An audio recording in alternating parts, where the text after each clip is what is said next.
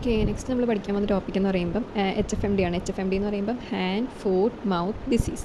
അപ്പം ഇതെന്ന് പറയുമ്പോൾ ഞാൻ എടുക്കാൻ കാര്യം, ഇതിന് മുന്നേ നമ്മൾ പഠിച്ച ടോപ്പിക്ക് കവാസാക്കിയാണ്. അപ്പം അതും ഇതും തമ്മിൽ നമുക്ക് ചിലപ്പോൾ തിരിഞ്ഞു പോകാൻ സാധ്യതയുണ്ട് ക്ലിനിക്കലി വരുമ്പോഴത്തേക്കിന്.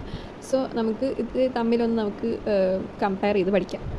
അപ്പോൾ ഫസ്റ്റ് ആൻഡ് ഫോർമോസ്റ്റ് മറ്റേതൊരു വാസ്കുലൈറ്റിസ് ഇൻഫെക്ഷൻ ആയിരുന്നെങ്കിൽ ഇതൊരു വൈറൽ ഇൻഫെക്ഷനാണ്. It is caused by coxsackie virus A16 or enterovirus 71. ഇത് രണ്ടും മാത്രമല്ല ഉള്ളത്, ഇതല്ലാണ്ട് വേറെ കുറേ വൈറസുകൾ ഈ HFMD ഉണ്ടാക്കാറുണ്ട്. പക്ഷേ നമ്മൾ മോസ്റ്റ് കോമൺ ആയിട്ട് ഉണ്ടാക്കുന്നത് ഈ കോക്സാക്കി വൈറസ് A16 എൻറ്ററോ വൈറസ് 71 16 17 17 തിരിച്ചിടുമ്പോൾ 71. പിന്നെ ഇത് ഞാൻ എഴുതി വെച്ചേക്കുന്നതെന്ന് വെച്ചാൽ എൻ്റെ സാർ എൻ്റെ അടുത്ത് ഇങ്ങനെ ക്വസ്റ്റ്യൻ ചോദിക്കും ഡീറ്റെയിൽഡ് ആയിട്ട്. സോ ഇതെന്ന് പറയുന്നത് പിക്കോർണ വൈറസ് എന്ന് പറയുന്ന ഫാമിലിയിലെ ഈ ഫാമിലിയിലുള്ള എൻറ്ററോ വൈറസ് എന്ന് പറയുന്ന ഒരു ജീനസ് ഉണ്ട്. ഈ എൻട്രോ വൈറസിൻ്റെ 4 മക്കളാണ് പോളിയോ വൈറസും എക്കോ വൈറസും കോക്സാക്കി വൈറസും എൻട്രോ വൈറസും. അപ്പം ഇവരിൽ ആർക്ക് വേണമെങ്കിലും ഈ HFMD ഉണ്ടാക്കാം. പക്ഷേ നമ്മൾ പറഞ്ഞ പോലെ Coxsackie virus A16 entero virus 71 മെയിനായിട്ട് HFMD ഉണ്ടാക്കുന്നത്. പിന്നെ ഇതിൻ്റെ റൂട്ട് ഓഫ് ട്രാൻസ്മിഷൻ എന്ന് പറയുന്നത് ഡയറക്റ്റ് കോൺടാക്റ്റാണ്. നമ്മൾ കൊച്ചിനെ ഡയറക്റ്റായിട്ട് പോയി പിടിക്കുകയോ അല്ലെങ്കിൽ ഈ കൊച്ചിൻ്റെ സലൈവയോ ഈ ഈ വെസൈക്കിൾസിൽ നിന്നുള്ള ഡിസ്ചാർജോ ഒക്കെ ഫോമൈറ്റ്സ് വഴി സ്പ്രെഡ് ആവുകയോ ചെയ്യാം. അങ്ങനെ ഡയറക്റ്റ് കോൺടാക്റ്റ് വഴിയാണ് ഇത് സ്പ്രെഡ് ചെയ്യുന്നത്.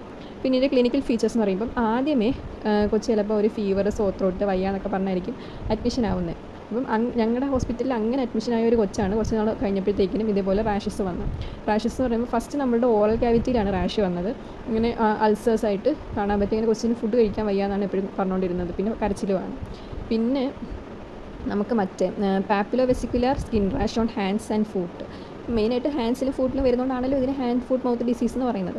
പിന്നെ ഇതിനകത്ത് പാപ്പുലോ വെസിക്കുലർ റാഷാണ് വരുന്നത്. നമ്മുടെ കവാസാക്കിയിൽ എന്താ പ്രത്യേകം എടുത്ത് പറഞ്ഞ് വെസിക്കുലർ റാഷ് അല്ല വരുന്നത്, പോളിമോഫസ് റാഷാണ്, വിച്ച് ആർ നോട്ട് വെസിക്കുലർ ആണ് കവാസാക്കിയിൽ വരുന്നത്. അപ്പോൾ ഇവിടെ പാപ്പുലോ വെസിക്കുലർ റാഷാണ് വരുന്നത് ഹാൻഡ്സിലും ഫുട്ടിലും. പിന്നെ അതേപോലെ എൽബോസിൽ വരാം, നീസിൽ വരാം, ബട്ടക്സിൽ വരാം, ജനറ്റൽ ഏരിയസിൽ വരാം, എവിടെ വേണമെങ്കിലും ഈ റാഷ് വരാം.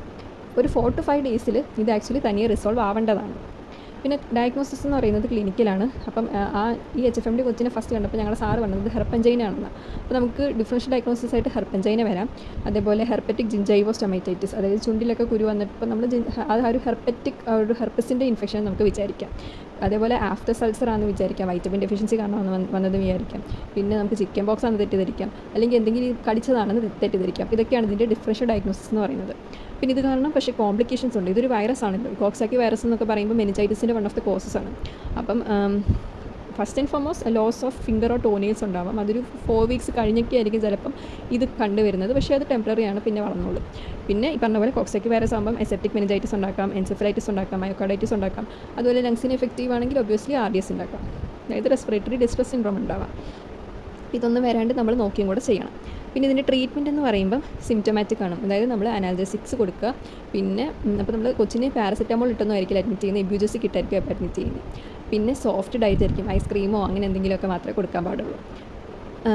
പിന്നെ എന്താണെന്ന് വെച്ചാൽ ഐസൊലേഷൻ ചെയ്യണം. കാരണം ഈ കൊച്ചിൽ നിന്ന് വേറെ കൊച്ചിലോട്ട് സ്പ്രെഡ് ചെയ്യാനുള്ള ചാൻസ് വളരെ കൂടുതലാണ്. അപ്പോൾ കൊച്ചിനെ ഐസൊലേറ്റ് ചെയ്യുക. പിന്നെ നമ്മൾ കൊച്ചിനെ പിടിച്ച് കഴിഞ്ഞാൽ നല്ലവണ്ണം കൈ കഴുകുകയൊക്കെ ചെയ്യുക. അപ്പം ഇത്രയൊക്കെയാണ് ബേസിക്കലി HFMDനെ പറ്റി നമ്മൾ അറിഞ്ഞിരിക്കേണ്ട കാര്യങ്ങൾ. ഒരു എക്സാമിന് തള്ളാൻ ഇതൊക്കെ ധാരാളം. Okay, by.